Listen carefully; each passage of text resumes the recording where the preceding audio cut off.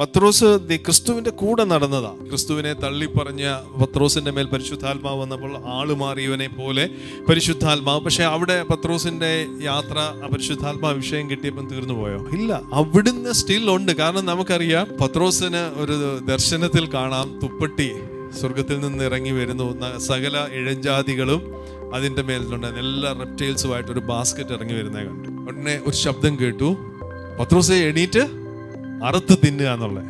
പത്രോസ് തന്നെ അവിടെ പറയുന്നേ, കർത്താവേ, ഞാൻ ഇതുവരെ മലിനമായിട്ടതൊന്നും ഭക്ഷിച്ചിട്ടില്ല, ഞാൻ ഇനിയോട്ട് ഭക്ഷിക്കത്തില്ല. അതായത് പത്രോസിന്റെ വിശ്വാസം, പത്രോസിന് ഒരു വിശ്വാസം ഉണ്ടായിരുന്നു, പഴയ നിയമത്തിൽ എഴുതിയിട്ടുണ്ടല്ലേ ഇങ്ങനെയുള്ളതെന്ന് ചില. ആ വിശ്വാസം എന്ന യാഗപീഠം പണിതിട്ട് ദൈവത്തെ അതിൻ്റെ മേൽ പത്രോസ് സാക്രിഫൈസ് ചെയ്യുന്ന ഒരു പണിയാണ് അവിടെ ചെയ്തത്. പക്ഷെ ദൈവം പിന്നെയും ആ തുപ്പട്ടി ഇറക്കിക്കൊട്ട് പറഞ്ഞു, ദൈവം പറയുന്ന മറുപടിയാ, ഞാൻ വിശുദ്ധീകരിച്ചതിനെ നീ മലിനമെന്നെണ്ണരുത്. അപ്പം പത്രോസിന് ആ അറിവില്ലായിരുന്നു. അപ്പം പത്രോസിന്റെ വിശ്വാസം അത് കഴിഞ്ഞപ്പോൾ വീണ്ടും മാറി അല്ലേ. അപ്പൊ ഇതേപോലെയാണ് നമ്മുടെ എല്ലാവരുടെയും ജേർണി. അപ്പം പലപ്പോഴും ചില റെവലേഷൻസ് നമ്മൾ ഇവിടെ പ്രസംഗിക്കുകയോ അല്ലെങ്കിൽ നിങ്ങളുടെ ഉള്ളിൽ പരിശുദ്ധാത്മാവ് തോന്നിപ്പിക്കുകയോ ചെയ്യുമ്പോൾ നിങ്ങൾക്ക് തോന്നും, അയ്യോ ദൈവമേ ഞാൻ അങ്ങനെ ചെയ്യത്തില്ല, അല്ലെ ദൈവമേ നീ ഇങ്ങനാണോ.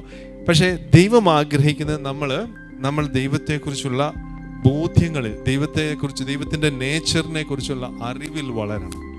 അത് വളരുമ്പോൾ അതിന് സീസണ് മുമ്പുണ്ടായിരുന്ന കുപ്പായം നമുക്കിടാൻ പിന്നെ പറ്റിയെന്ന് വരത്തില്ല.